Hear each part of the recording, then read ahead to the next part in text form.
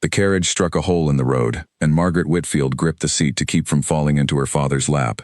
Outside the window, rain fell in thin gray sheets over the hills of Hampshire. She did not know this road. She did not know the house she was riding toward. She only knew that in 3 hours she had become a wife, and she still could not feel the ring on her finger as her own. The wedding had happened that morning, in a small chapel with cold stone walls and no flowers. Nathaniel Ashworth, Duke of Camborne, had stood beside her and spoken his vows in a flat, steady voice, as a man reads a contract he has already decided to sign. He had not smiled. He had not looked at her longer than was needed. When the priest told him he could kiss his bride, he had touched his lips briefly to her cheek and stepped back, as though touching her for longer might cost him something he could not spare. Margaret had expected nothing more. Her father had told her plainly, 3 weeks before, that the Duke needed her dowry to save his estate from ruin, and that her family needed the connection to save her younger brother's future. It was not a secret. It was not even a cruelty, not really. It was simply the shape of the world she had been born into. Women like her did not marry for love. They married for survival, and if they were fortunate, they found a kind of peace inside that survival. She studied her new husband from beneath her lashes. He sat across from her in the carriage, his eyes fixed on the passing hills, his jaw set in a hard line. He was younger than she had expected, no more than 30, with dark hair combed back and a face that might have been handsome if it were not so guarded. He looked like a man standing at the edge of a cliff, refusing to look down, refusing to admit the ground beneath him had ever moved. "You will find the house cold," he said suddenly, not turning his head. "I have not kept it well. There has not been reason to." "I did not marry you for warmth, Your Grace," Margaret said. For the first time, he looked at her. Something flickered behind his eyes, gone before she could name it. "No," he said. "I suppose you did not." The carriage rolled on in silence after that, and Margaret turned her face to the window, watching the gray land slide past. She thought of her brother Henry, safe now, his place at university secured because of this marriage. She thought of her mother's relieved tears, her father's stiff pride. She thought of everything this day had bought, and told herself it was enough. It had to be enough. The house appeared at the top of a long drive, and Margaret's breath caught, not with wonder but with something closer to sorrow. Camborne Hall was enormous, built of pale stone that must once have gleamed in the sun. Now it stood gray and weathered, ivy crawling untrimmed across half its face, several windows dark and shuttered as though the house itself had given up on being seen. The gardens, what she could glimpse of them, had gone wild, hedges overgrown, a fountain standing dry and cracked in the center of a weed-choked courtyard. "It was grand once," Nathaniel said, and there was something almost like an apology in his voice, though his face did not show it. "My father let it fall. I have not had the means, or the will, to raise it up again." "Perhaps it only needs someone willing to try," Margaret said quietly. He did not answer. He stepped down from the carriage and offered her his hand, and she took it, feeling the coolness of his fingers even through her glove. He led her up the stone steps without another word. Inside, the hall was dim, lit by only a few candles, though it was still afternoon. Dust lay soft on the tables. A grand staircase curved upward into shadow. 2 rows of servants stood waiting to greet their new mistress, their uniforms neat but worn, their faces careful and unreadable, as though they had learned long ago not to expect much from this house. An older woman stepped forward first, gray-haired, with sharp eyes that missed nothing. "Welcome home, Your Grace," she said to Margaret, with a small, genuine warmth that none of the others quite managed. "I am Mrs. Price. I keep this house such as it is." "Thank you, Mrs. Price," Margaret said, and meant it. Nathaniel gave a short nod to the assembled staff, said nothing further, and turned toward the staircase. "You will forgive me. I have matters to attend to. Mrs. Price will show you to your rooms." And then he was gone, his footsteps echoing up the stairs and down a distant corridor, leaving Margaret standing alone among strangers in a house that did not yet know her name. That night, Margaret sat alone in the chamber that had been prepared for her, a large room with faded curtains and a fireplace that smoked more than it warmed. She had changed out of her wedding dress into a plain nightgown, and she sat now at the window, watching the dark shapes of the overgrown gardens below. She had known, of course, what a marriage of convenience meant. She had known there would be no wedding night in the way novels described it, no husband coming to her chamber with tenderness in his eyes. She had prepared herself for loneliness. And yet the reality of it, the silence of the house, the emptiness of the corridor outside her door, pressed on her chest more heavily than she had expected. A knock came, soft and brief. Margaret rose and opened the door to find Mrs. Price standing there with a tray of tea and a small lamp. "I thought you might want this," the housekeeper said. "The house is not always so quiet. It has only forgotten how to be otherwise." Margaret managed a small smile. "Has it been this way long?" Mrs. Price hesitated, then stepped inside and set down the tray. "Since the old Duke died, and some years before that too, if I am honest. His Grace was not always so guarded. He was a bright boy once, but his father was a hard man, cold in ways I will not trouble you with tonight. The young master learned early that it was safer to want nothing, so nothing could be taken from him." Margaret sat with that for a long moment. "And now he has a wife he did not choose, in a house he has given up on." "He chose to marry you," Mrs. Price said gently. "Whatever his reasons, that is more than he has chosen in a long while."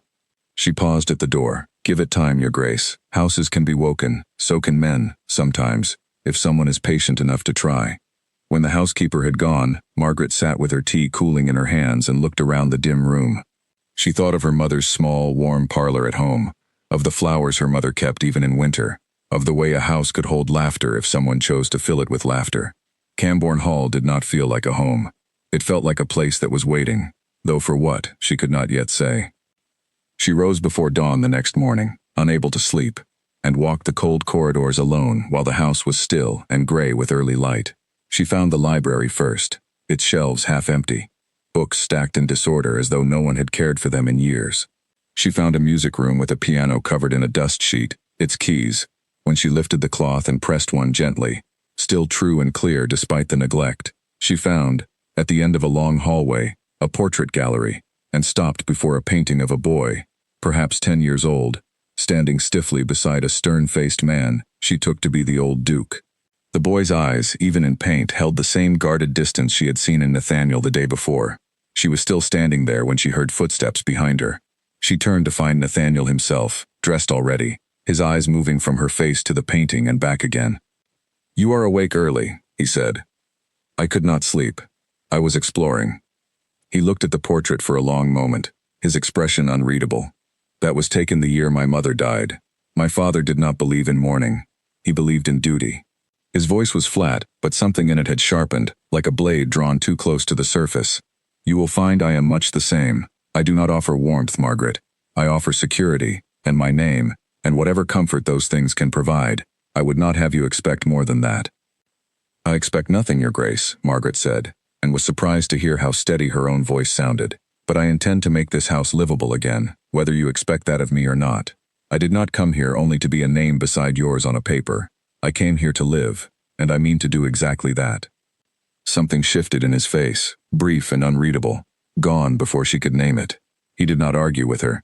He only inclined his head, the smallest gesture, and turned to leave. "Do as you wish with the house," he said over his shoulder. "It is yours now as much as mine."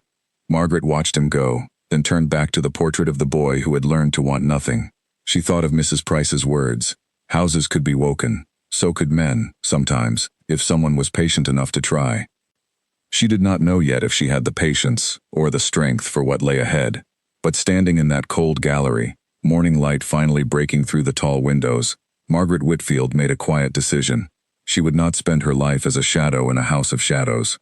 Whatever this marriage was, whatever it might never become, she would fill these rooms with life again, one small act at a time, whether her husband welcomed it or simply endured it. She turned from the portrait and walked toward the stairs, already thinking of where she would begin. By the time the sun had fully risen, Margaret had already walked the length of the ground floor twice, taking silent stock of everything that needed attention. She found a sitting room with faded wallpaper and a broken window latch that let in the cold. She found a dining hall large enough for 40 guests, though it looked as if no gathering had filled it in years, its long table bare of any cloth, its chairs pushed carelessly against the walls. She found the kitchens last, warm at least, where a young cook named Alice was already at work, startled to see the new Duchess standing in the doorway so early. "Your Grace," Alice said, wiping her hands quickly on her apron, "forgive me. I did not expect anyone down here so soon." "Please, do not stop on my account," Margaret said, stepping further into the warmth of the kitchen. "I only wish to see the house properly.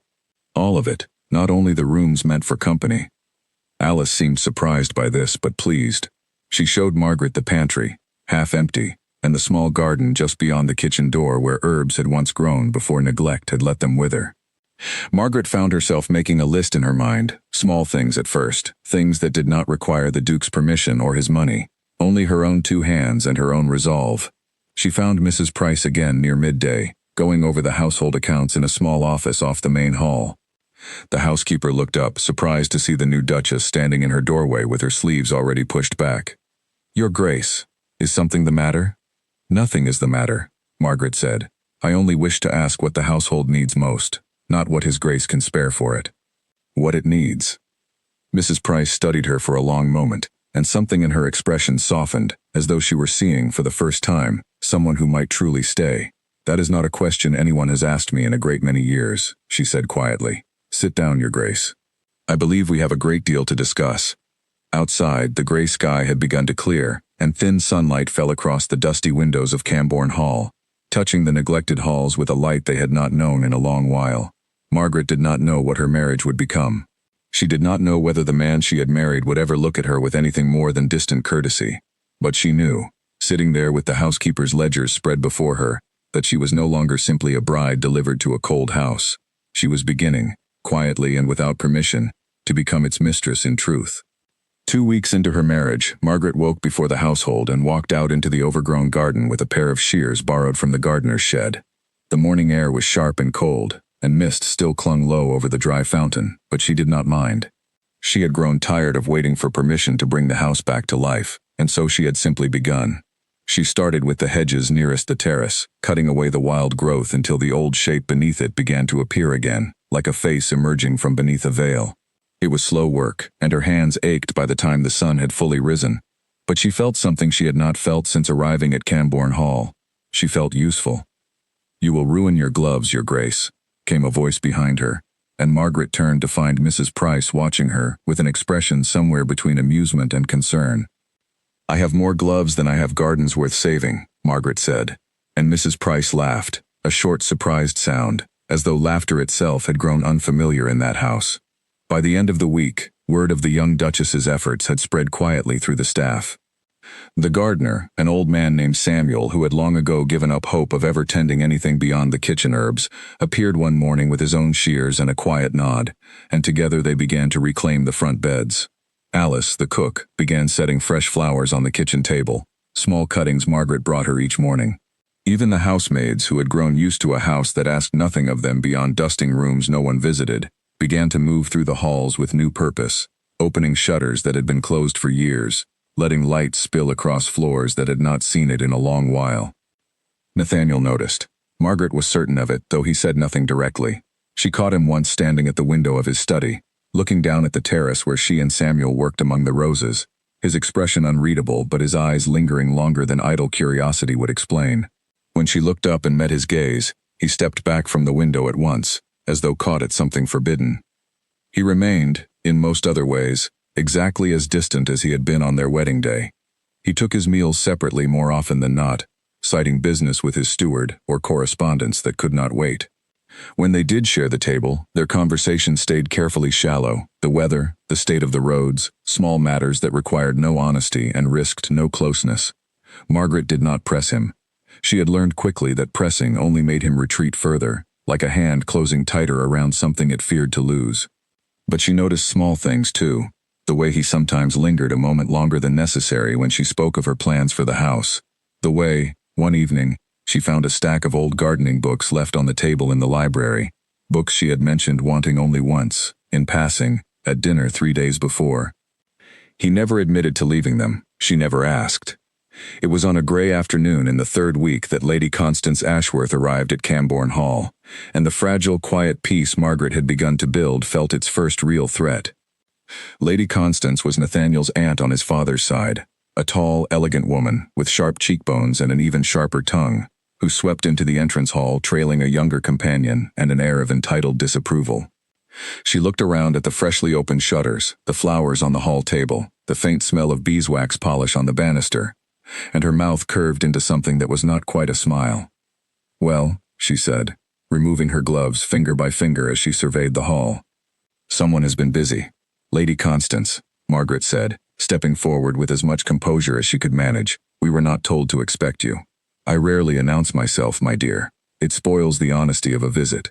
Her eyes swept over Margaret from hem to collar, cool and assessing, the way one might examine a horse before deciding whether it was worth the price paid for it. You must be Nathaniel's new Duchess. I confess I expected someone rather grander. The daughter of a modest gentry family, was it? How resourceful of my nephew to find such an affordable solution to his difficulties. Margaret felt the words land like small, precise strikes, meant to wound without ever quite giving her cause to protest openly. I am glad to make your acquaintance, Lady Constance, she said evenly. Will you take tea? I will have Mrs. Price prepare the blue drawing room. The blue drawing room. Lady Constance's brow lifted. I did not think that room had been opened since my brother's time. It has been opened this week, Margaret said, along with a great many others. Something flickered across Lady Constance's face, quickly masked, and Margaret understood in that moment that her small efforts at restoring the house had not gone unnoticed by anyone, and that not everyone would welcome them. Nathaniel appeared moments later, drawn by the sound of voices, and his expression cooled the instant he saw his aunt standing in the hall. Aunt Constance, you might have sent word. And missed the pleasure of surprising you both? Never. She smiled, and it did not reach her eyes. I only came to see how my nephew's new household was managing. One hears such interesting things in London. What things? Nathaniel asked, his voice carefully flat. Only that Cambourne Hall has a new mistress, and that she is taken to the gardens like a laborer. Lady Constance's gaze slid to Margaret's still dirty hands, which Margaret had not had time to properly wash.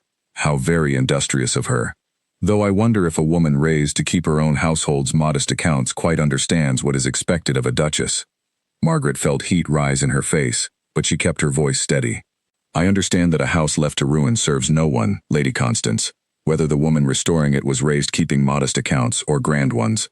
For a moment, no one spoke. Then, unexpectedly, Nathaniel said, The house has needed attention for a long while. I am glad someone has finally given it. It was not much. It was the smallest possible defense, offered in the flattest possible tone, but Margaret felt it land somewhere warm inside her chest, and she saw Lady Constance's eyes narrow, as though recalculating something she had believed settled. Well, Lady Constance said at last, setting her gloves down with deliberate care, I shall stay a few days, if that is agreeable. I do so want to see how Cambourne progresses under its new mistress's hand. It was not a request, and everyone in the hall understood that. Nathaniel gave a short nod, and Lady Constance swept past them both toward the stairs, already directing the footman carrying her trunks as though she, and not Margaret, were the mistress of the house. That evening, Margaret sat alone in her room and allowed herself, for the first time since her wedding day, a few private tears. Not for Lady Constance's words alone, though they had stung more than she wished to admit, but for the quiet reminder that whatever peace she built here would always be watched, judged, and threatened by those who believed she did not belong. A knock came at her door, softer than Mrs. Price's usual knock. Margaret wiped her eyes quickly and opened it to find Nathaniel standing in the corridor, a candle in his hand, his expression uncertain in a way she had not seen before. My aunt can be difficult, he said, without preamble. I did not intend to leave you to face her alone this afternoon. You did not leave me alone, Your Grace. You spoke, at the end. It was little enough. He hesitated, looking somewhere past her shoulder rather than at her face. The house does look better. I have noticed. I should have said so before now. Margaret studied him in the candlelight, this careful, guarded man who seemed to find even small kindness difficult to offer without flinching. Thank you, she said simply. That means more than you may think. He nodded once, as though the exchange had cost him something, and then, before she could say anything further, he turned and walked back down the corridor, his candle throwing long shadows against the walls until he disappeared around the turn of the stairs. Margaret closed her door and stood for a long moment with her back against it, her heart beating strangely fast for so small a conversation. She did not know what to make of her husband, this man who kept himself locked so carefully away, and yet left gardening books on library tables, who allowed his aunt to insult his wife without much protest, and yet found, in the end, a few words of quiet defense. She thought of Mrs. Price's words from that first night. Houses could be woken. So could men sometimes if someone was patient enough to try. Margaret did not know yet if patience alone would be enough against a woman like Lady Constance, who had clearly come to Cambourne Hall not merely to visit, but to watch, and perhaps to undo. But she went to sleep that night with a small, stubborn warmth in her chest that had not been there before, and resolved that whatever storms Lady Constance intended to bring, she would not leave this house, or this fragile, uncertain peace, without a fight. The following days tested that resolve more than Margaret had expected. Lady Constance did not raise her voice or make open accusations. Her cruelty was quieter than that, delivered in small comments dropped over breakfast, in pointed questions about Margaret's family that made the modest truth sound shameful by the mere manner of its asking. She admired the freshly cut flowers on the hall table, only to wonder aloud whether a proper duchess ought to be arranging blooms herself, rather than directing a servant to do it. She praised the polished banister only to ask, in the same breath, whether Margaret had learned such diligence from scrubbing floors in her father's more modest house. Margaret answered every remark with calm courtesy, refusing to give Lady Constance the satisfaction of a raised voice or a wounded expression, though each evening she found herself more tired than the work in the garden alone could explain. She began to understand that this was its own kind of labor, the constant, careful effort of holding herself steady beneath a barrage meant to wear her down by inches. Mrs. Price noticed. On the third morning of Lady Constance's visit, the housekeeper found Margaret in the small office off the main hall, staring at a ledger without truly seeing the numbers upon it.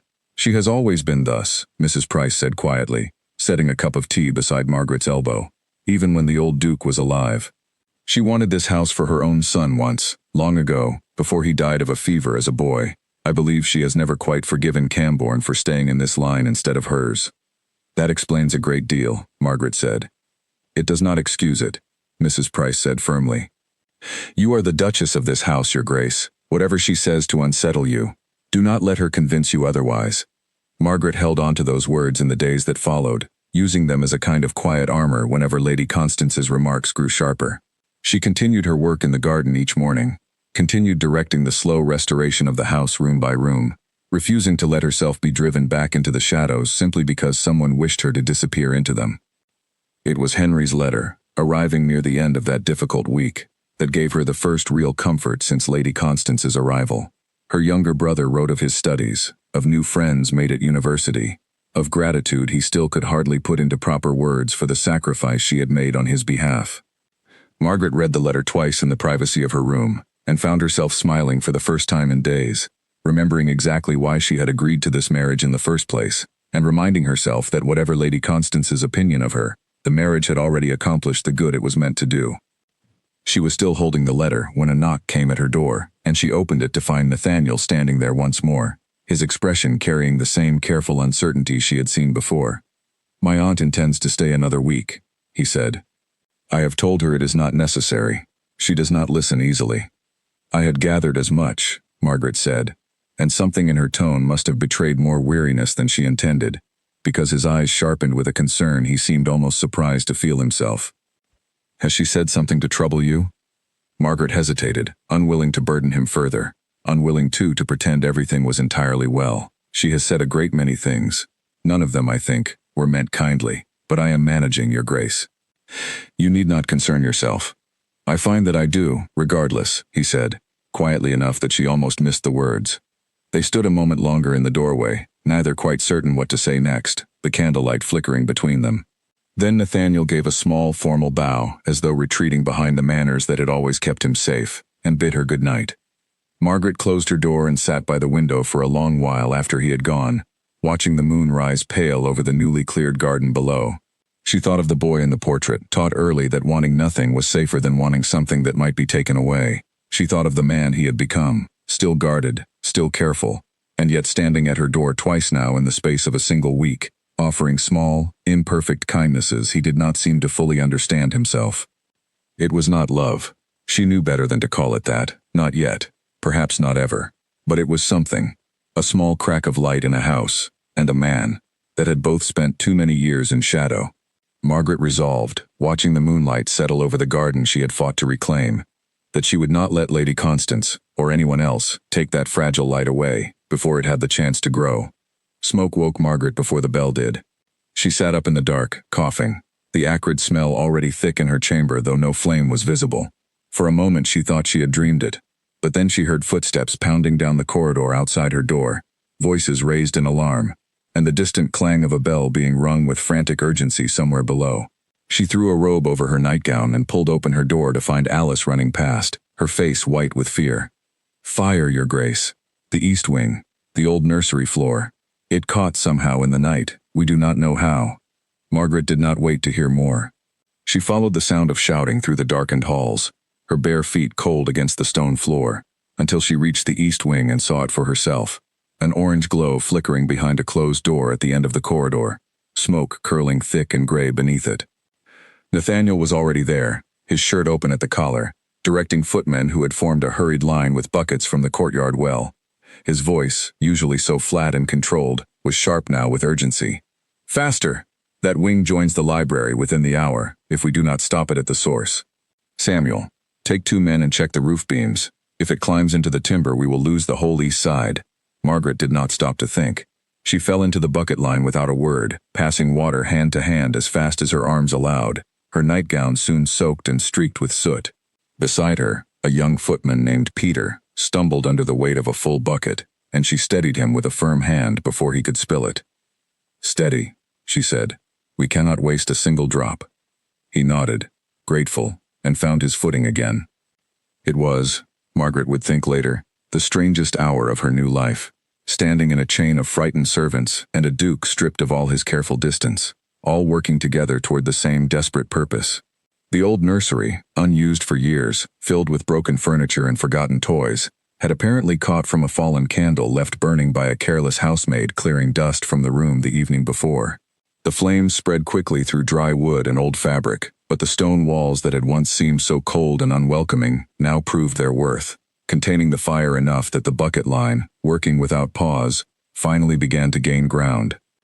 Margaret worked until her arms ached and her throat burned raw from smoke, until finally, near dawn, the last stubborn flames hissed into blackened embers, and Nathaniel called a halt, his face smeared with soot, his eyes exhausted but relieved. "It is out," he said, to no one, and everyone. "The room is lost, but the wing stands." We did not lose the wing. A ragged cheer went up from the assembled staff, and Margaret found herself laughing, a strange, giddy sound born of exhaustion and relief, and when she looked up she found Nathaniel watching her with an expression she had never seen on his face before, something raw and unguarded, stripped of all his careful distance by the night's danger. "You should not have joined the line," he said quietly, once the servants had begun to disperse toward the kitchens for warm drinks and rest. "It was not safe." "Neither was standing by and watching," Margaret said. "I was not raised to watch while others worked, Your Grace." He studied her for a long moment, taking in her soot-streaked face, her ruined nightgown, the exhaustion evident in every line of her posture, and something in his expression shifted, softened, in a way she had not seen since her arrival. "No," he said, "I do not suppose you were." They walked back toward the main hall together, side by side, neither speaking, the silence between them different now than it had ever been before. Not the careful, guarded silence of strangers bound by contract, but something quieter and more companionable, forged in the shared exhaustion of a crisis survived together. Mrs. Price met them in the hall with warm cloths and hot tea, fussing over them both with the brisk affection of a woman who had clearly feared far worse than a lost nursery room that night. "You will both catch your deaths, standing about in soaked clothes. To bed, both of you, and I will hear no argument."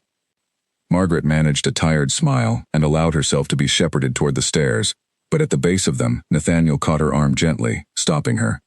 "Margaret." It was the first time he had used her given name without the formal title attached, and she felt it land somewhere unexpected, warm and startling both. "Thank you, for tonight. I do not think I said it properly. You need not thank me for helping to save my own home, Your Grace." Something flickered across his face at the word home, quick and complicated, and for a moment she thought he might say something more. Instead he simply nodded, released her arm, and watched her climb the stairs before turning toward his own chambers, leaving her to wonder, as she finally sank into her bed near dawn, what exactly had shifted between them in the smoke and chaos of that long night. The days that followed brought a quiet change to Cambourne Hall, subtle but unmistakable. Nathaniel began joining Margaret at breakfast more often than not, no longer citing business with his steward as an excuse to avoid her company. Their conversations, though still careful, began to stretch beyond weather and roads into small confidences, her memories of her mother's garden, his memories of a tutor who had once let him keep a dog against his father's wishes, small pieces of themselves offered cautiously, like coins spent from a purse neither had expected to open again. He walked with her sometimes in the restored gardens in the evening, when the day's work was done and the light turned gold over the newly trimmed hedges. He did not always speak much on these walks, but his presence beside her had lost its earlier coldness, replaced by something more like companionship, tentative and unpracticed but genuine. One evening, as they walked past the now flowing fountain, finally repaired after weeks of Samuel's patient labor, Nathaniel stopped and looked at it for a long moment, watching the water catch the last of the sunset light. "My mother used to sit here," he said quietly. "Before she died. I do not remember much of her, only fragments. The sound of this fountain running is one of them." "I am glad it runs again, then," Margaret said. He turned to look at her, and there was something in his gaze she had not seen before, warm and searching, as though he were trying to understand something about her, or perhaps about himself, that had long remained hidden even from his own understanding. "You have changed this house in a matter of weeks, Margaret, more than I managed to change it in years of trying to ignore it entirely." "I only gave it attention it was already waiting for," she said. "The bones of this house were always good, Your Grace. It only needed someone willing to see past the dust." "Nathaniel," he said suddenly. "You may call me Nathaniel, when we are private. I find I would like to hear it. From you." Margaret felt something warm settle in her chest, unexpected and quietly precious. "Nathaniel," she repeated, testing the shape of it. "Thank you." He held her gaze a moment longer than propriety strictly allowed, and for a moment, standing beside the restored fountain in the fading evening light, Margaret thought he might reach for her hand, or say something more, something that might finally begin to close the careful distance he had kept between them since their wedding day. But then, as quickly as it had come, something shuddered behind his eyes, an old fear surfacing to reclaim its familiar ground, and he stepped back, clearing his throat. "It grows cold," he said, his voice returning to its more careful register. "We should go in." Margaret did not press him, though she felt the retreat keenly, a door that had briefly opened now closing again, gently but firmly. She had learned enough of this man in these past weeks to understand that his fear ran deeper than simple shyness or reserve. It was the fear of a boy who had learned, in a house much like this one, that wanting something only ensured its eventual loss. They walked back toward the house in silence, but it was not the same silence as before, not entirely. Something had shifted between them in the smoke of that fire and the golden light beside the fountain, something fragile and unspoken, and Margaret found herself, against her own careful expectations, beginning to hope. That night, as she prepared for bed, Mrs. Price came to help her undress, and paused for a moment at the sight of Margaret's small, thoughtful smile. "Something has changed, Your Grace, if I may say so." "Perhaps," Margaret allowed. "Or perhaps I am simply imagining more than truly exists." "I have known His Grace since he was a boy of 6, Mrs. Price said quietly. "I have never seen him walk in that garden with anyone, not once, not in all these years." "Whatever you imagine, Your Grace, I do not think it is only imagining." Margaret held on to those words as she finally drifted toward sleep, the memory of the fountain's water catching golden light, of her own name spoken quietly by a man who so rarely allowed himself to want anything at all. She did not know what lay ahead, whether the fragile warmth growing between them could survive Lady Constance's return, or the deeper fears Nathaniel had not yet found the courage to name aloud. But for the first time since her wedding day, she allowed herself to believe that this marriage, begun in cold duty and careful contract, might yet become something neither of them had dared to expect. That fragile peace was tested again only 2 days later, when a letter arrived from Henry, carried up from the village by a rider who had come at unusual speed. Margaret broke the seal in the small office off the main hall, expecting the usual cheerful account of his studies, and instead found her hands trembling before she had finished the first page. Henry wrote that a distant cousin of their late uncle had come forward with a claim against the small trust that funded his place at university, arguing an old debt owed by their father years before Margaret's marriage. If the claim succeeded, Henry would lose not only his funding but very possibly his place entirely, forced to abandon his studies within the term.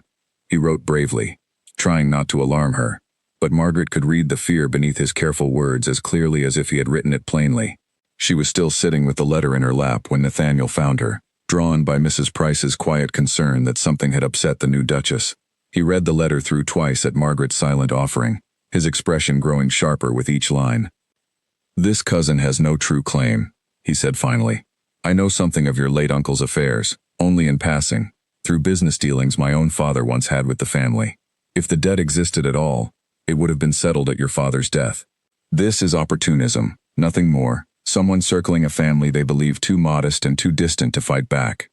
Henry cannot fight a legal claim alone, from Cambridge, with no money of his own to hire proper counsel, Margaret said, her voice unsteady despite her effort to keep it calm.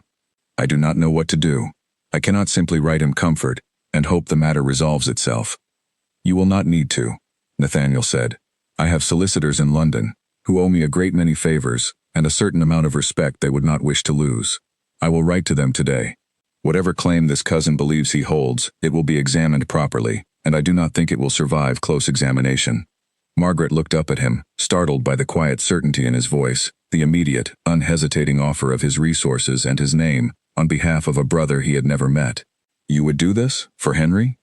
I would do this for you, Nathaniel said. And then, as though startled by his own words, added more carefully, and because an unjust claim should not be permitted to succeed simply because the family targeted cannot afford to defend itself. Whatever the reason, I will not have your brother's future undone by some distant cousin's greed while it is within my power to prevent it. Margaret felt tears rise, unexpected and difficult to hold back, not from sorrow now but from something closer to relief and gratitude too large to easily contain. Thank you, she managed. I do not know how to properly thank you for this. You need not thank me, he said, echoing her own words from the night of the fire, and something like a small, rare smile touched the corner of his mouth. We are family now, Margaret, whatever else this marriage may or may not be. Your brother's troubles are not so separate from my own concerns as you might believe. He was as good as his word. Within the week, letters arrived from London confirming that Nathaniel's solicitors had examined the cousin's claim and found it entirely without merit, built on a forged copy of a debt long since settled. The threat to Henry's place at university dissolved as quickly as it had appeared, and Margaret wept openly with relief when she read her brother's grateful, disbelieving letter describing how thoroughly and swiftly the matter had been resolved. She found Nathaniel in his study that evening and, without quite deciding to do so beforehand, crossed the room and embraced him, a brief, impulsive gesture of gratitude that surprised them both. He went very still beneath her arms for a moment, as though unused to such contact, and then, slowly, carefully, his arms came up around her in return, holding her with a gentleness that seemed to cost him something deep and long guarded. Thank you, she said again, her voice muffled against his shoulder. You did not have to do this. You did not have to care what happened to my brother. I find that I do care, he said quietly, into her hair, a great deal more than I expected to, about a great many things I once believed I had no room left to want. They stood like that a long moment, neither quite willing to be the first to step back, the study quiet around them but for the crackle of the fire and the distant sound of rain beginning against the windows. When they finally parted, Nathaniel's expression carried a rawness Margaret had not seen since the fountain, something unguarded and searching, as though he were standing at the edge of a decision he had not yet found the courage to fully make. Margaret, he said softly, I find myself thinking of you, when you are not near, more often than I believe is wise, for a man in my position. Her heart lifted at the words, cautious hope rising despite every effort to guard against it. Is that so terrible a thing, Nathaniel? For a moment she thought he might answer honestly, might finally let the careful walls he had built come fully down, but then his gaze shifted, distant, as though some old memory had risen unbidden to remind him of every reason such feeling had once proven dangerous, and he stepped back, putting a careful, familiar distance between them once more. It is a complicated thing, he said, his voice returning to its more guarded register, for a man who has spent his whole life believing that wanting anyone too much only ensures its eventual loss. Margaret did not press him further, though the retreat stung more than she wished to admit, especially after the closeness they had just shared. She had learned enough of Nathaniel Ashworth to understand that his fears ran deep, rooted in a childhood of coldness and loss that she could not undo with kindness alone, however patient she remained. She left him that evening with a quiet good night, and walked to her own chamber alone, carrying both the warmth of his rare embrace and the ache of his familiar retreat, uncertain which feeling would prove stronger in the days that still lay ahead. The invitation arrived embossed in gold, and Mrs. Price delivered it to Margaret, with the careful expression of a woman bearing news she was not certain would be welcome. Lady Hartwell's ball, the first great gathering of the London season, and Cambourne Hall's presence was expected, as it had been expected every year Nathaniel had chosen, until now, to decline. His Grace has already agreed to attend, Mrs. Price said. He says it is time Cambourne rejoined society properly, and time the Ton met its new Duchess. Margaret felt a flutter of nerves at the words. She had grown steady within the walls of Cambourne Hall, confident in the household she had rebuilt with her own hands.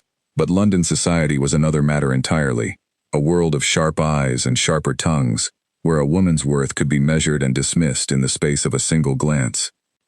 "I have never attended a ball of such size," she admitted quietly. "Then it is fortunate you need not attend it alone," came Nathaniel's voice from the doorway, and Margaret turned to find him watching her with an expression that held, for once, something close to reassurance. "I will be beside you the entire evening, Margaret. You need not fear it." She wanted to believe him, and for the first weeks after that conversation, as the household prepared for the journey to London, and Margaret was fitted for a gown of deep blue silk that Nathaniel had commissioned without her asking, she allowed herself to hope that the evening might go well. On the afternoon before the ball, Margaret stood before the tall mirror in her London chamber while a maid pinned the last of her hair into place, and found herself studying her own reflection with an uncertainty she rarely allowed herself to show. The blue silk gown suited her better than she had expected, its careful cut lending her a poise she did not entirely feel. But no gown, however fine, could quiet the nervousness gathering in her chest at the thought of the evening ahead. Nathaniel found her there, dressed already in his own formal black, and stopped in the doorway for a long moment before speaking, his eyes moving over her with an expression she could not quite name. "You look every inch a duchess," he said finally. "I do not yet feel it," Margaret admitted. He crossed the room and stood beside her before the mirror, meeting her reflected gaze rather than her own directly, as though it were somehow easier to speak honestly to an image than to her face. "Feeling and being are not always the same thing, at first.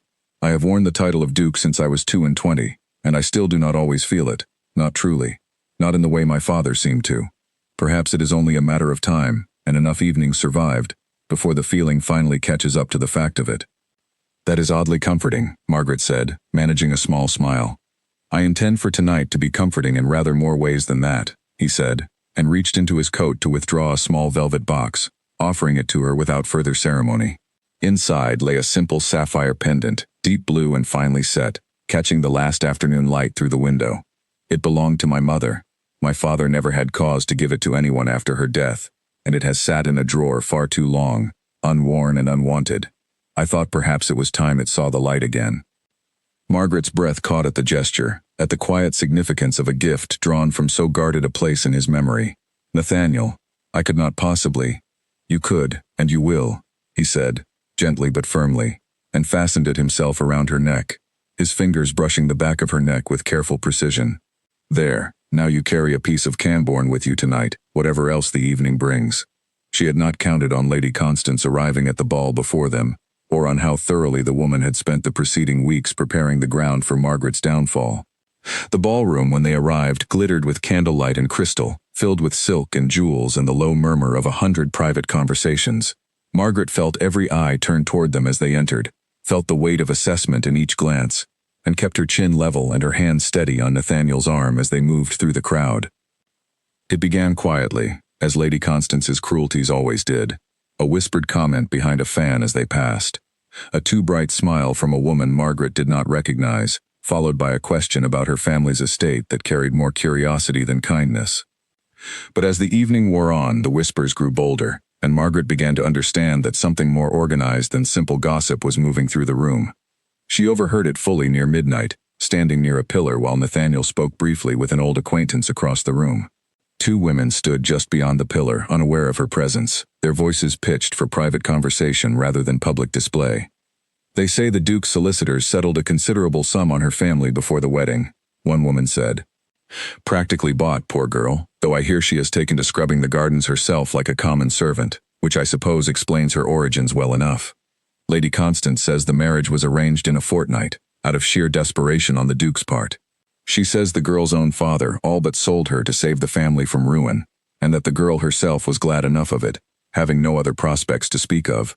Margaret stood frozen behind the pillar, her face burning, each word landing like a small, precise blow. She had known, of course, that this was the truth of her marriage in its bones, a contract born of necessity rather than affection, but hearing it repeated as gossip, twisted and sharpened for cruel entertainment, stripped of every genuine thing that had grown between her and Nathaniel since, cut far deeper than she had expected. She stepped out from behind the pillar before the women could see her, her spine straight, her expression carefully composed despite the burning in her chest, and made her way through the crowd toward the retiring room, needing a moment alone before she trusted herself to face the ballroom again.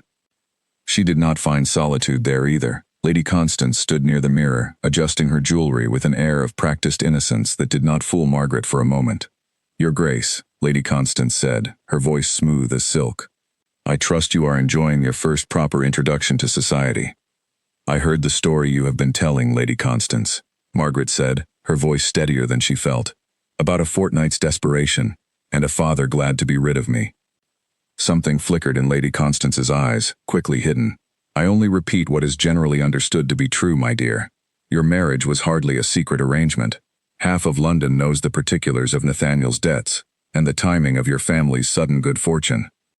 "The particulars of a contract do not determine the truth of a marriage," Margaret said. "Whatever brought us together, Lady Constance, what exists between us now is not for you to define, or to twist into gossip for strangers' entertainment." "How touching," Lady Constance said, though her smile had gone thin and brittle. "You almost sound as though you believe he loves you. Be careful, my dear. Men like Nathaniel do not love easily, if at all. I would not have you embarrass yourself further than you already have this evening, believing otherwise." Margaret held the older woman's gaze, refusing to let the words land visibly, though they struck at exactly the fear she had carried since the fountain, since his careful, familiar retreat from every moment of real closeness. "Whatever I believe, Lady Constance, is my own concern. Good evening." She left the retiring room with her head high, though her hands trembled as she made her way back through the crowded ballroom. She found Nathaniel near the refreshment table, and something in her face must have betrayed her distress, because his expression sharpened immediately with concern. "Margaret, what has happened?" "Nothing that need concern you," she began, but her voice caught, and before she could compose herself further, a group of women nearby, emboldened perhaps by wine and the general cruelty of the evening's gossip, began speaking loud enough to be heard clearly across the room. "There she is, the Duchess bought at bargain price. I do wonder if the gardens at Cambourne miss their scrubwoman already." Laughter rippled through the nearby crowd, cruel and immediate, and Margaret felt her face burn scarlet, felt the full weight of 100 watching eyes, some amused, some merely curious, none of them kind. She expected Nathaniel to retreat, as he so often did when emotion threatened to breach his careful walls. Instead, she felt his hand close firm and steady around hers, and when she looked up, she found his expression had hardened into something she had never seen before, cold fury directed outward for once, rather than guarded inward. "My wife," he said, his voice carrying clearly across the sudden hush that had fallen around them, "restored a house that stood empty and forgotten for a decade, with her own hands, because she believed it deserved better than neglect. She saved my ancestral home from a fire that would have claimed half its east wing, standing in a bucket line beside my servants while braver ladies of this room, I am sure, remained safely in their beds. She has done more in 3 months to earn the title of Duchess than any amount of birth or fortune could grant automatically. I would ask that anyone who wishes to question her worth direct their questions to me directly, rather than whispering them behind fans to strangers." The ballroom had gone entirely silent, every eye now fixed on the Duke and his Duchess standing together near the refreshment table, his hand still firm around hers, his expression daring anyone present to challenge what he had just declared. No one did. Margaret felt tears rise, not from humiliation now but from something far warmer, something she had not dared to name even to herself until this exact moment. She looked up at Nathaniel, and found him looking back at her with an expression that held none of his usual careful distance, only something raw and true and entirely undisguised. "Come," he said quietly, releasing her hand only to offer his arm instead. "I find I have had quite enough of this evening's company."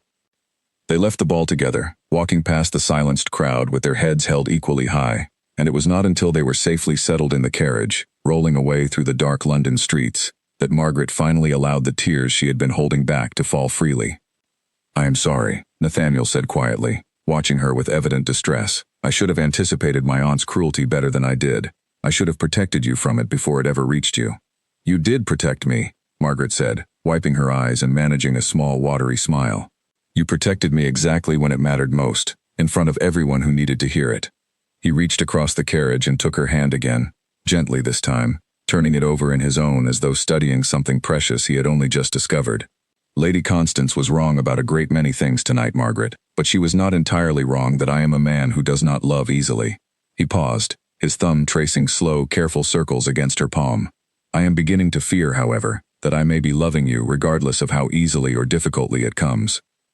Margaret's breath caught at the words, spoken so quietly, so uncertainly, and yet more honestly than anything he had said to her since their wedding day.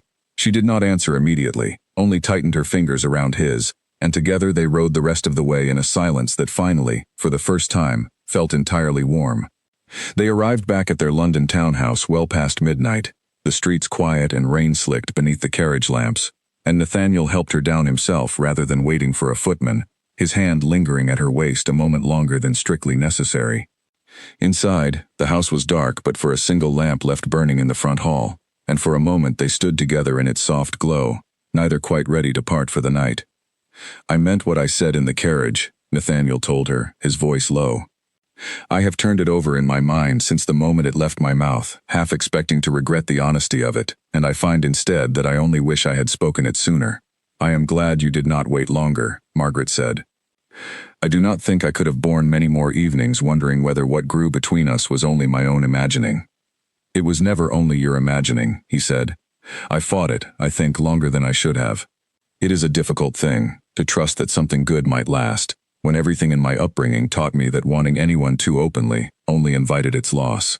He studied her face in the lamplight, something vulnerable moving behind his eyes. "You have made me want to try regardless, Margaret. I do not know quite what to do with that, except to tell you plainly, and hope you will be patient with a man still learning how." "I have been patient since the day I arrived at Cambourne Hall," Margaret said softly. "I find I do not mind continuing a while longer, if the reward is what I believe it to be." He reached up and brushed a strand of hair from her face, a small, unhurried gesture that felt more intimate than anything that had passed between them before, and for a long moment neither of them spoke, the quiet of the sleeping house settling comfortably around them. "Sleep well, Margaret," he finally said, though he made no immediate move to leave. "Tomorrow I intend to write to my aunt directly, and make plain that her welcome at Cambourne Hall, and at any gathering where my wife is present, has reached its natural end." "Will she listen?" "Probably not," Nathaniel admitted, and something almost like humor touched his tired expression.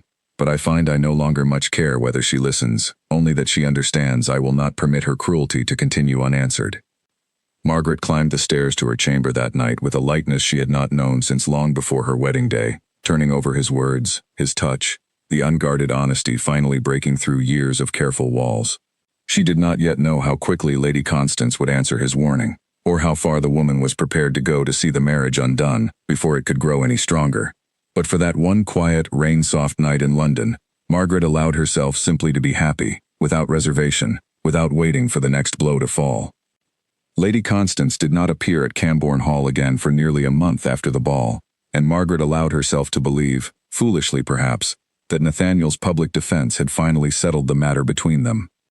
The household continued its quiet transformation, room by room, seasons slowly turning toward the warmth of early summer, and Margaret and Nathaniel settled into something that felt, for the first time, genuinely like a marriage rather than a contract observed by two careful strangers. He sought her company now rather than avoiding it. He asked her opinion on matters of the estate that he once would have decided entirely alone.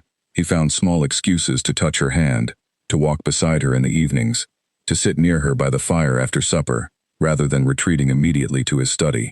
Margaret watched him unfold slowly, cautiously, like a man testing ground he still feared might give way beneath him, and she loved him for every careful step forward, though neither of them had yet spoken the word aloud. It was a warm afternoon in June when Lady Constance returned, unannounced as always, and Margaret felt the familiar tightness settle in her chest the moment she heard the older woman's voice in the entrance hall. But there was something different in Lady Constance's manner this time, a satisfaction barely concealed beneath her usual cool composure, as though she carried some private triumph she could scarcely wait to reveal. "Your Grace," Lady Constance said, sweeping into the drawing room where Margaret sat with her needlework. "I confess I did not expect to find you looking quite so settled. It seems marriage suits you rather better than I anticipated." "Lady Constance." Margaret set down her needlework carefully, keeping her voice even, despite the unease coiling in her stomach. "I had not expected another visit so soon." "I would not have troubled myself to return at all," Lady Constance said, settling into a chair without invitation, "except that certain information has recently come into my possession. Information I believed my nephew's wife deserved to see for herself, rather than hear second-hand from London gossip." She withdrew a folded letter from her reticule and held it out, Margaret took it with a growing sense of dread, unfolded it, and felt the blood drain from her face as she read. The letter was written in a hand that closely resembled her own, dated some months before her marriage, addressed to an unnamed friend, and it spoke, in careful, damning detail, of a young woman's calculated plan to secure a wealthy title through whatever means necessary, expressing relief that a desperate duke's financial troubles had made her family's modest fortune suddenly, conveniently attractive. It spoke of the marriage as a triumph of strategy rather than circumstance, and closed with a line that made Margaret's stomach turn entirely, that whatever affection she might one day feign for her husband, it would never be more than a useful performance, maintained only so long as his title and fortune made the performance worthwhile. "I did not write this," Margaret said, her voice shaking despite her effort to steady it. "Lady Constance, I swear to you, I have never written such a letter, to anyone, at any time." "The hand is remarkably similar to your own," Lady Constance said, watching Margaret with an expression of practiced concern that did nothing to hide the satisfaction beneath it. "I confess I do not know what to believe, my dear. But I thought it only fair that Nathaniel see it as well, and judge the matter for himself, before matters progress any further between you." "You have shown this to him already." Margaret felt panic rise sharp and immediate. "I left a copy in his study not an hour ago," Lady Constance said. "I imagine he has read it by now." Margaret did not wait to hear anything further.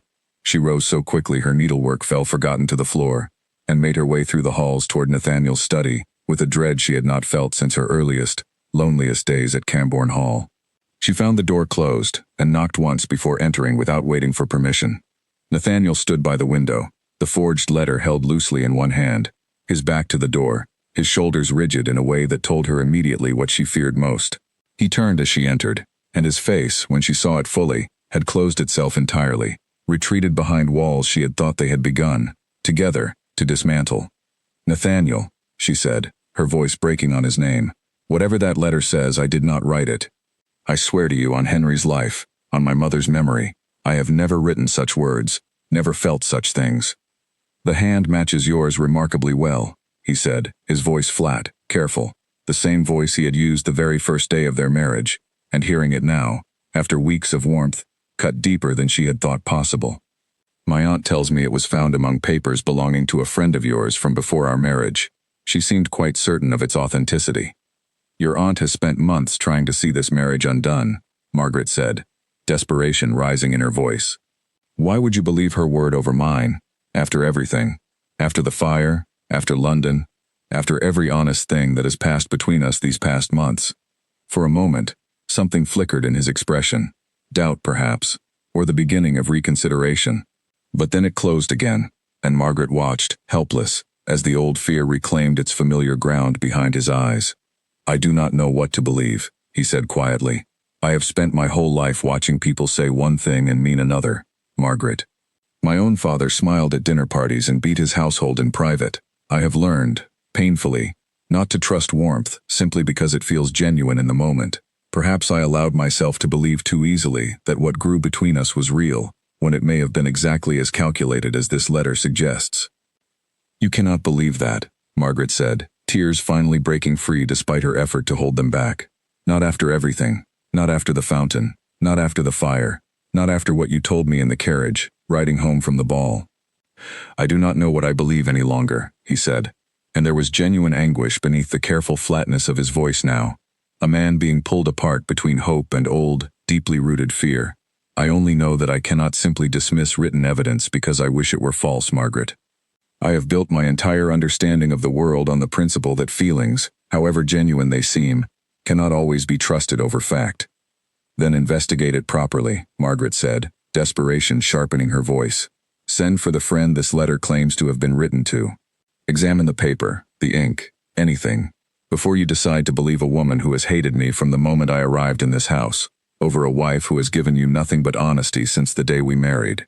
Something in her words seemed to reach him, a flicker of the reasonable, careful man she knew beneath the wounded one standing before her now. But before he could answer, Mrs. Price appeared at the door, her face pale, carrying news that pushed the matter of the letter momentarily aside. "Your Grace," she said to Margaret, her voice tight with worry, "a rider has come from your family's home. Your mother has taken seriously ill. They ask that you come at once, if you are able." Margaret felt the ground shift beneath her entirely, grief and fear for her mother colliding with the wreckage of the conversation she had just endured. She looked at Nathaniel, hoping desperately for some sign that he would set the letter aside, would come to her, would be the husband who had defended her so fiercely at the ball only weeks before. But he only stood there, still holding the forged letter, his expression torn between old fear and something he did not yet trust himself to name, and said nothing at all. "I will go to my mother," Margaret said finally, her voice steadying itself through sheer necessity. "I do not know when, or if, I will return to Cambourne Hall, Nathaniel. I will not stay in a marriage where my husband chooses to believe a stranger's forged lies over the honest truth I have given him every single day since our wedding." She left the study without waiting for his response, her heart breaking with every step, and began the hurried preparations to travel to her mother's bedside, uncertain whether the marriage she had begun to genuinely hope for had already, in the span of a single terrible afternoon, come entirely undone. The journey to her family's modest home took the better part of 2 days, and Margaret spent much of it in tears, grief for her mother's illness tangled inseparably with grief for the trust she had believed, foolishly perhaps, she and Nathaniel had finally built together. She arrived to find her mother weak but stable, a fever finally breaking under the care of the local physician, and spent the following days at her bedside, grateful at least for that small mercy amid so much uncertainty. Henry arrived from Cambridge within the day, worry evident on his face, and it was to him that Margaret finally confided the full truth of what had happened at Cambourne Hall: the forged letter, Lady Constance's satisfaction, Nathaniel's terrible, wounding silence. "He does not deserve you, if he believes such lies so easily," Henry said, anger evident in his young voice. "After everything you have done for that house, for him. He has been hurt badly, Henry, long before I ever arrived in his life," Margaret said quietly, surprising herself with the depth of understanding she still held for a man who had, that afternoon, chosen doubt over her. "I do not excuse it, but I understand it, perhaps better than I understand my own broken heart just now." At Cambourne Hall, in those same silent days, Nathaniel moved through the house like a man walking through the wreckage of something he had built with his own careless hands. The rooms Margaret had restored, the gardens she had reclaimed, the fountain that ran now with clean, bright water because of her patient insistence, all of it seemed to accuse him with her absence, every corner of the house holding some small proof of her work and her care that his own doubt had driven away. Mrs. Price found him on the third evening, sitting alone in the drawing room with the forged letter still on the table before him, staring at it as though it might, if studied long enough, finally reveal its true nature. "You have not eaten a proper meal in 3 days, Your Grace," she said, setting down a tray he did not touch. "The staff are worried for you. I am worried for you." "I do not deserve their worry," Nathaniel said quietly. "Nor hers, I think, though I find I cannot stop thinking of her regardless." Mrs. Price studied him for a long moment, then sat down across from him without waiting for permission, an informality she had not risked since he was a boy grieving his mother in that same drawing room. "May I speak plainly, Your Grace, as I have known you since you were small enough to hide beneath that very table when your father's temper grew loud?" He gave a small, humorless nod. "You have spent your whole life believing that love, once claimed, is only ever a prelude to loss," Mrs. Price said. "Your father taught you that lesson cruelly and effectively, and I watched it happen and could do nothing to stop it. But, Your Grace, I have also watched you these past months, watched you laugh again for the first time in years, watched you walk in that garden with a woman who gave you every reason to trust her and not one reason to doubt her, until a woman who has resented this family since her own son died decided to hand you a piece of paper written in a stranger's hand." The hand resembled hers closely, Nathaniel said, though his voice had lost much of its earlier conviction. "Many hands resemble many others, if one wishes badly enough to see a resemblance," Mrs. Price said. "Have you had the letter properly examined, Your Grace? Have you written to the friend it claims as its recipient, as Her Grace herself begged you to do before she left this house in tears?" Nathaniel looked at the letter again, and for the first time allowed himself to truly consider it as evidence rather than as a fresh wound reopening old fears. He noted, now that his mind had cleared somewhat from the shock of that terrible afternoon, that the hand, while similar to Margaret's, curved differently at certain letters, pressed the pen more heavily at the end of each line than Margaret's careful, even script ever did. He thought of Margaret's face as she had begged him to investigate properly, the raw honesty in her voice, the desperation of a woman telling the truth rather than the practiced calm of one caught in a lie. "I have been a fool," he said quietly, more to himself than to Mrs. Price. "You have been a frightened man," Mrs. Price corrected gently, "which is not quite the same thing. though it can look remarkably similar from the outside. The question now, Your Grace, is what you intend to do about it." Nathaniel rose from his chair, the letter still in his hand, a new and steady resolve replacing the paralysis of the previous days. "I intend to learn the truth of this letter, properly and thoroughly, and I intend to write to Margaret this very night, whatever the truth reveals, to tell her that I should never have doubted her in the first place." He spent the following 2 days in careful investigation, writing to the woman named as the letter's recipient, a distant acquaintance of Margaret's from her earliest London seasons, who wrote back promptly and with evident confusion, denying any knowledge of the letter entirely, and confirming she had received no such correspondence from Margaret at any time.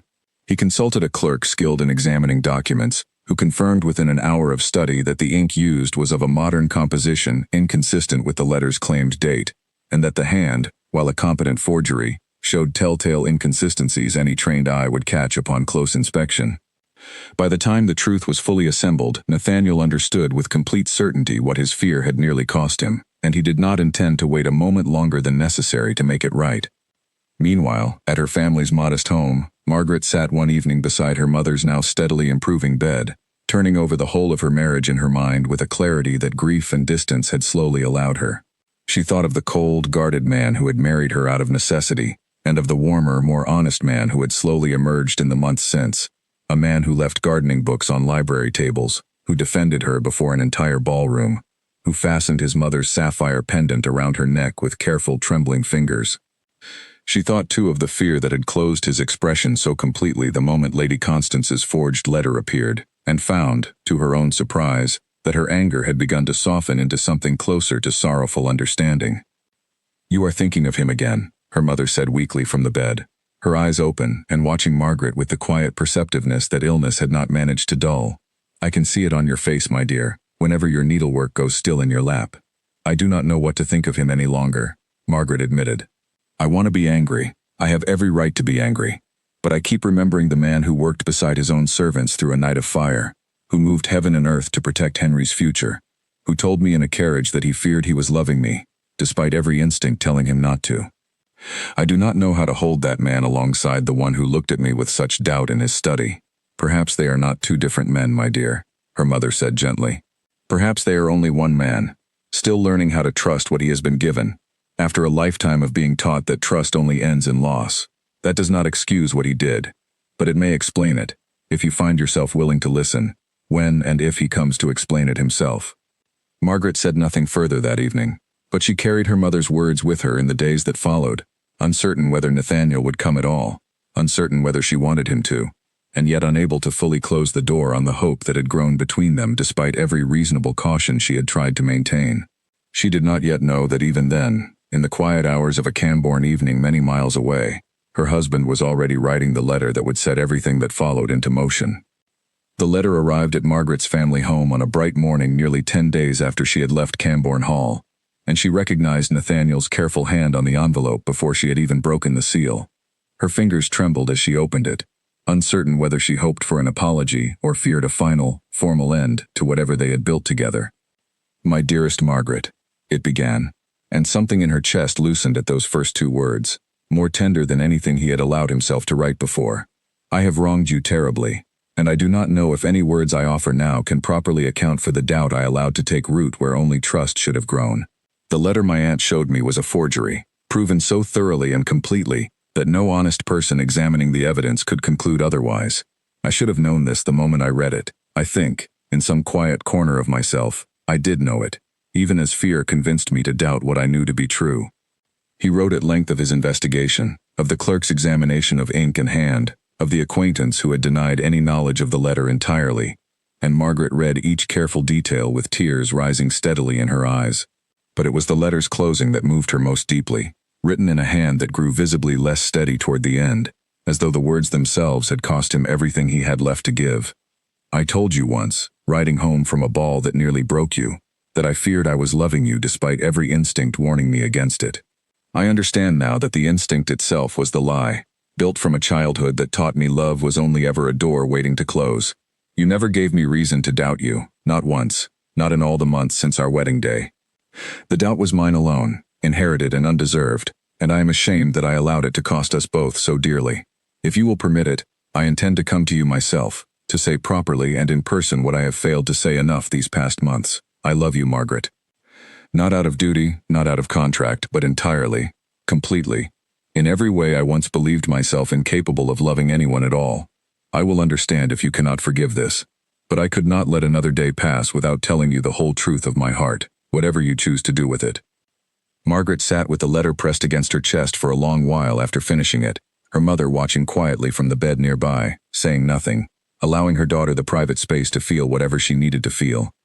He is coming, Margaret finally said, her voice thick with emotion. He says he intends to come himself. And what will you say to him when he does? Her mother asked gently. I do not yet know, Margaret admitted. I want to forgive him. I think I already have, in my heart, though my pride wishes to hold on to the hurt a little longer yet. She did not have long to decide.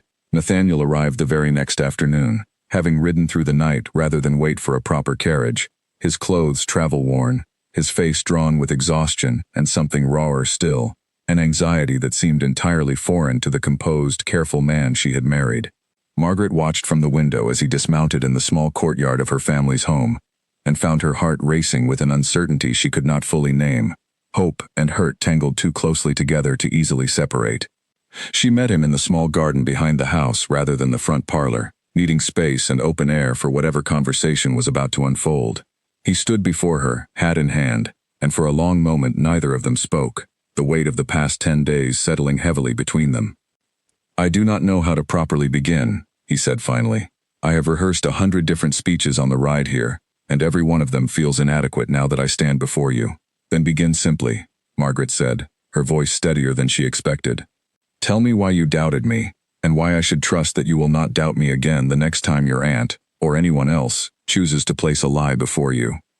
Nathaniel nodded, and when he spoke, his voice carried none of the careful distance she remembered from their earliest days together, only raw, unguarded honesty. I doubted you, because doubt was the only inheritance my father ever gave me freely. He taught me, from the earliest age I can remember, that affection shown openly was a weakness waiting to be exploited, that anyone who claimed to love you was likely only waiting for the moment it became convenient to leave, or to betray, or to disappoint. I built my whole life around that lesson, Margaret, brick by careful brick, until you arrived at Cambourne Hall and began, without my permission, without my full understanding of what was happening, to take those bricks down one by one. He stepped closer, close enough that she could see the exhaustion and sincerity both etched plainly into his face. When my aunt showed me that letter, some frightened, ancient part of me seized upon it as proof of everything my father had taught me to expect, that love, however genuine it seemed, would eventually reveal itself as calculation. It was easier, in that terrible moment, to believe the lie that confirmed my oldest fear, than to trust the truth that would have required me to finally, fully let that fear go. I am ashamed of that. I do not ask you to excuse it. I only ask that you understand it, and that you allow me the chance to prove, through every day that follows, that I have learned better. Margaret felt her carefully guarded composure finally begin to crack, tears rising freely now as she listened to a man who had spent his whole life learning to want nothing finally, fully admit how much he had come to want her. I was so afraid, she admitted, that the man who stood before that ballroom and defended me so fiercely had only ever been a performance, easily undone, the moment a harder truth was required of him.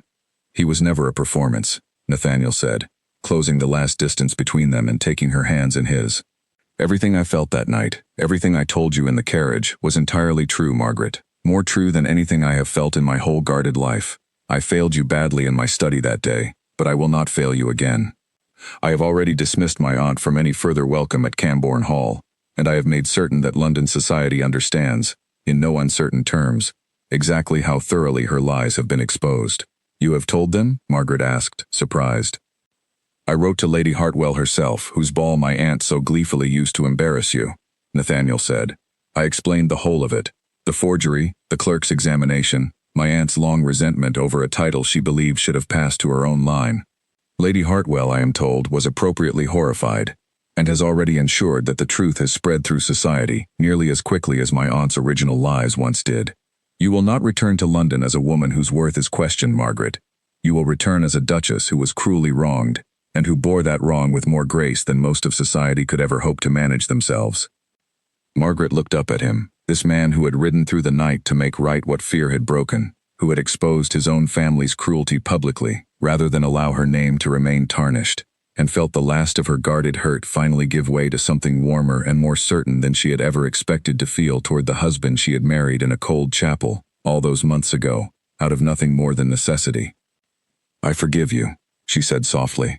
"Not because you have earned it perfectly, not yet, but because I have watched you become a man capable of admitting fault, capable of fighting for what he wants rather than retreating from it, and I believe that man is worth trusting, even after everything." Nathaniel's composure finally broke entirely at her words, and he drew her into his arms with a desperate gentleness that spoke more clearly than any further words could manage, holding her as though he feared, even now, that she might yet slip away. Margaret held him back just as tightly, feeling the steady beat of his heart beneath her cheek, and understood, standing there in her mother's small garden, that whatever fear had nearly cost them both, something stronger and more resilient had grown in its place. "Come home with me," Nathaniel said finally, pulling back just enough to look at her properly. "Cambourne Hall has felt entirely empty these past 10 days. I do not wish to spend another night there without you." "I will come home," Margaret said, and felt the word home settle warmly in her chest. No longer a place she had simply been delivered to by contract and necessity, but somewhere she had chosen, and been chosen for, in return. They returned to Cambourne Hall 3 days later, once Margaret's mother had recovered enough to travel, and had been settled comfortably for a proper visit at the estate herself, at Nathaniel's own insistence. The household staff greeted their return with visible relief, Mrs. Price embracing Margaret warmly at the door in a gesture that would have seemed entirely improper months before, and now felt like nothing less than family. "The house missed you terribly, Your Grace," Mrs. Price said. "As did we all, though I suspect none quite so much as His Grace himself." That evening, Nathaniel and Margaret walked together to the fountain in the fading golden light, the same spot where he had first spoken of his mother, where he had first invited her to call him by his given name. The water ran clear and bright, catching the last of the sunset in 100 small dancing lights, and Margaret felt, standing there beside her husband, a peace she had not known was possible when she had first arrived at this cold, forgotten house so many months before.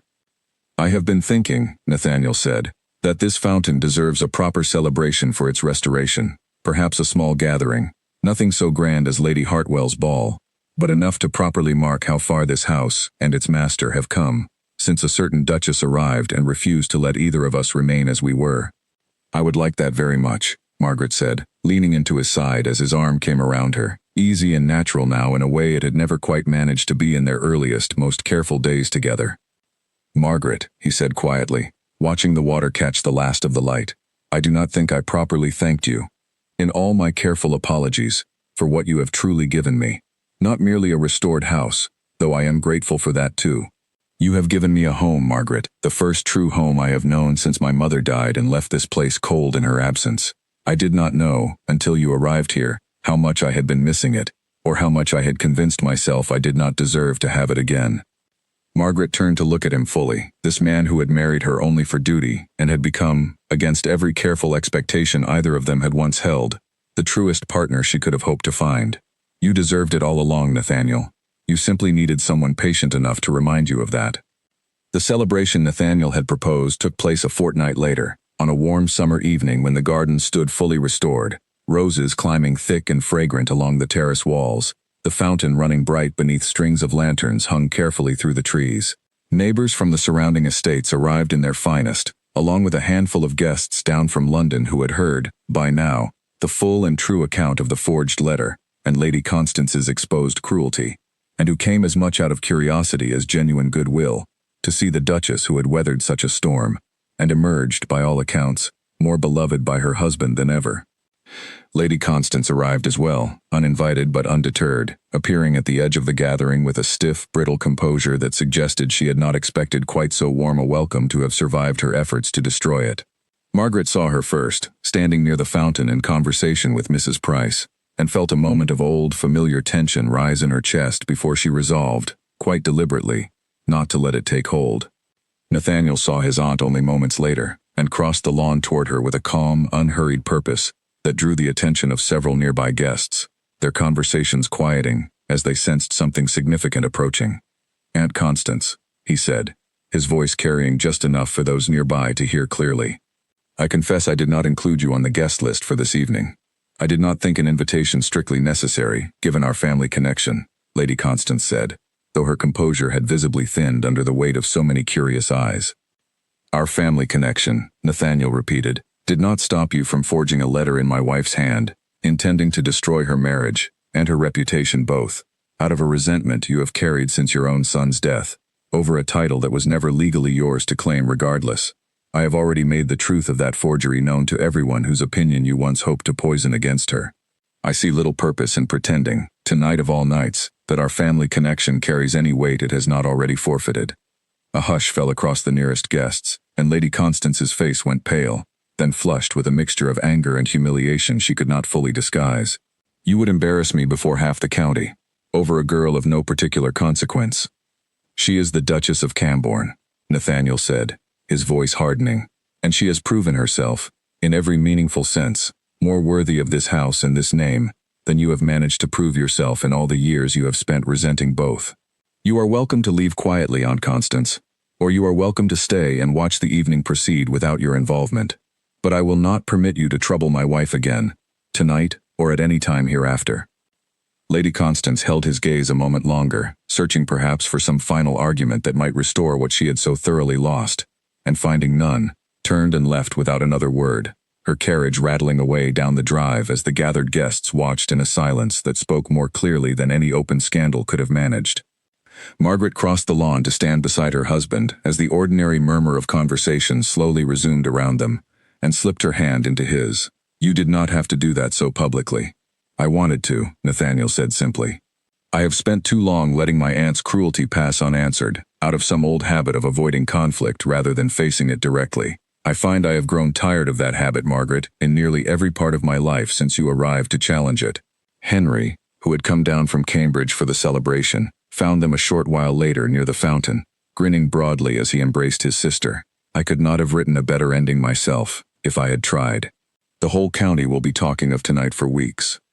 Let them talk, Margaret said, laughing for what felt like the first time in far too long, the sound rising easy and unguarded into the warm evening air. I find I no longer fear it, whatever they choose to say. As the evening wore on, lanterns glowing warm against the deepening blue of twilight, music drifting from the string quartet Nathaniel had arranged near the terrace, Margaret found herself dancing with her husband beneath the restored fountain's gentle spray, his hand steady at her waist, his eyes holding hers with none of the careful distance that had once defined every moment between them. I love you, he said quietly, for her ears alone amid the swirl of music and lantern light. I do not think I will ever tire of saying it, now that I have finally allowed myself the freedom to.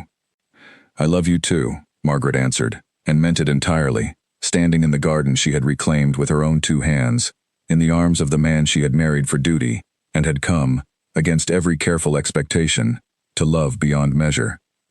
He kissed her then, gently, beside the fountain that had once run dry and now flowed clear and constant, a house restored around them both, warm light spilling from every window that had once stood dark and shuddered against the world. Whatever fears had nearly undone them, whatever cold beginning had first brought them together, Margaret understood, standing in her husband's arms as the last of the sunset faded into a soft summer evening, that Cambourne Hall, and the man who called it home, belonged fully and finally to her now, just as she belonged, without reservation, to them both. 2 years had passed since the summer evening when the fountain at Cambourne Hall first ran clear beneath 100 lanterns, and the house that had once stood cold and forgotten now hummed with a quiet, constant warmth that no visitor could mistake for anything but genuine happiness. Margaret stood in the doorway of the nursery, a room that had once held nothing but broken furniture and the ashes of a fire long since repaired, and watched the morning light spill golden across the newly painted walls.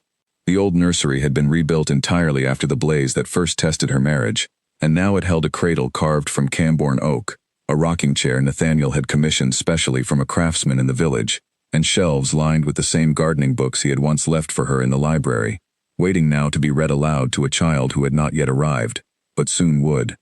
She rested a hand against the gentle curve of her stomach, feeling the quiet flutter of movement that had become so familiar these past months, and smiled at the thought of Nathaniel's face each time he felt it too, still faintly disbelieving, as though joy remained a thing he expected to have to earn all over again each morning.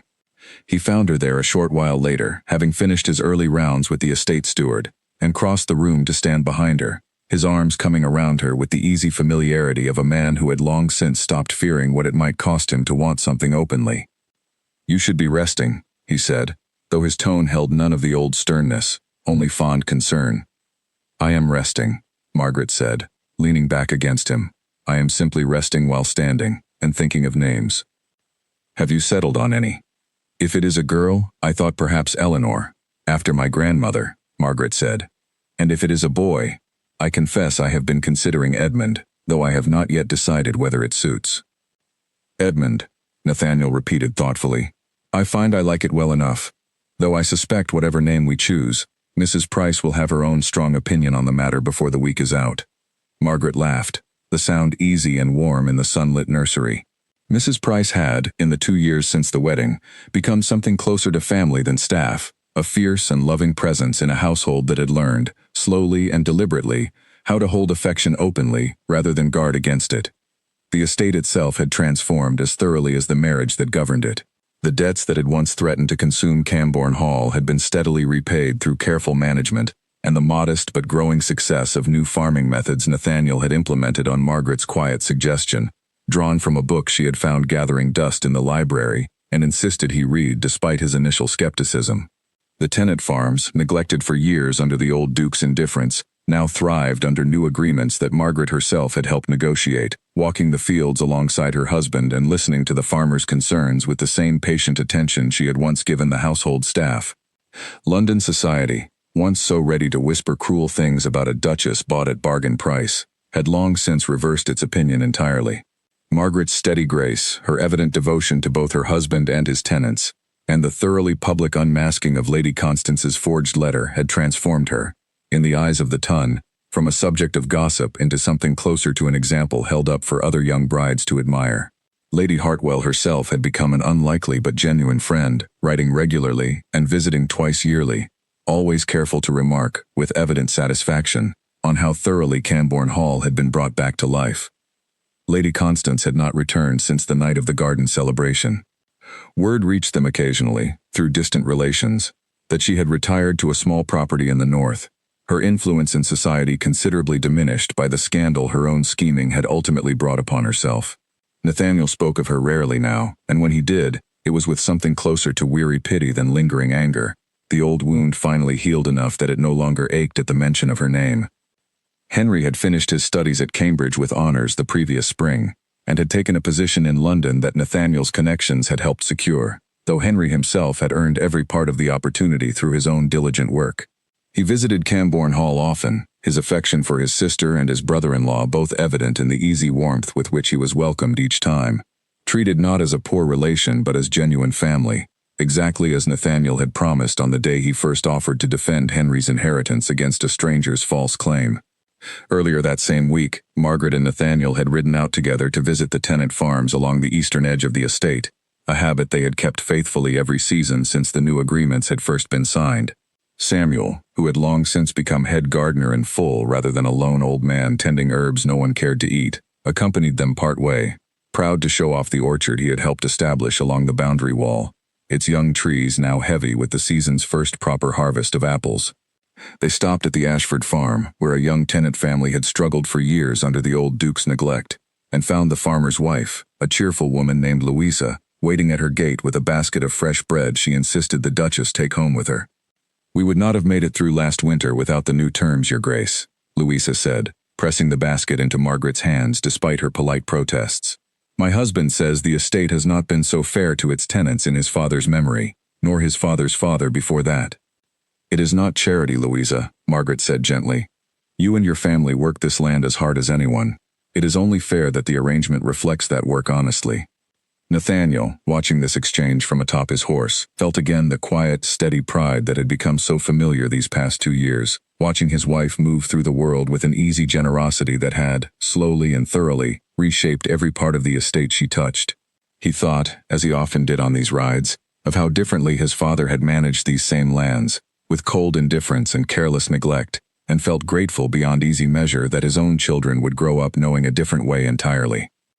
"You have a gift for this," he told her later, as they rode back toward the hall in the fading afternoon light, The tenants trust you in a way they never trusted my father, nor, if I am honest, myself before you arrived to show me a better way of managing things. I only listen to what they actually need, rather than assuming I already know, Margaret said. It is not so difficult a gift, Nathaniel. Anyone could manage it, if they were only willing to try. Perhaps, he said, but precious few ever do. That afternoon, back at the hall, Margaret walked with Nathaniel through the gardens that had once been overgrown and forgotten, now flourishing under years of careful tending, roses climbing thick along the terrace walls, the fountain running bright and constant at the heart of it all. They stopped, as they often did, at the bench beside the fountain where Nathaniel had first spoken to her of his mother, and sat together in comfortable silence, watching the afternoon light play across the water. "Do you remember," Margaret said, "the first evening I arrived here, and thought this house looked like it was waiting for something, though I could not say what?" "I remember," Nathaniel said. "I remember thinking, watching you walk through those cold, dark halls, that I had brought a stranger into a house that had nothing worth offering her beyond a title and a debt I could not otherwise repay. And now?" He turned to look at her, his expression holding none of the guarded distance that had once defined every glance between them, only a quiet, settled contentment that had taken years of patient trust to fully earn. "Now I think this house was waiting for exactly you, Margaret. I think it recognized, long before I allowed myself to, that you were precisely what it needed to become truly alive again, as was I." Margaret rested her head against his shoulder, watching the fountain's clear water catch the golden afternoon light, and thought of the frightened, guarded man who had married her in a cold chapel with no flowers, believing himself incapable of offering anything beyond security and a name. She thought of everything that man had become since, patient and open and unafraid to want the things that mattered most, and felt a deep, settled gratitude for every difficult step of the journey that had brought them here. "I am glad I came," she said simply. "I am gladder still that you stayed," Nathaniel answered. "Through every doubt I foolishly allowed to nearly cost us both what we have built here. I do not think I properly deserve the home you have given me, Margaret, or the family we are soon to welcome into it. But I intend to spend every remaining year I am given trying to prove myself worthy of both." "You already have," Margaret said softly. "Every single day, in 100 small ways, you already have." They sat together a while longer as the afternoon slipped gently toward evening, the fountain running steady beside them, the house standing warm and alive at their backs, every window glowing now with the light it had long been denied.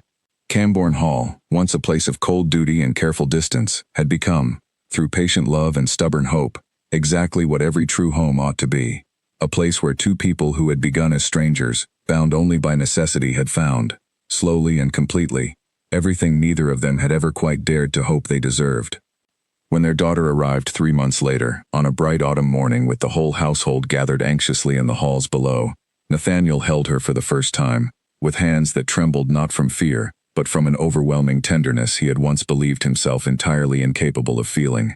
He looked from his daughter's small, sleeping face to his wife's exhausted, radiant smile, and understood, with a certainty that settled deep and permanent in his chest, that whatever cold duty had first brought him and Margaret together, it was love, patient and hard-won and entirely real, that would carry them, and the family they had built, through every year that still lay ahead. They named her Eleanor, after Margaret's grandmother, and Mrs. Price declared with evident satisfaction that the name suited her perfectly, a fitting addition to a house that had, at long last, remembered how to hold a family close.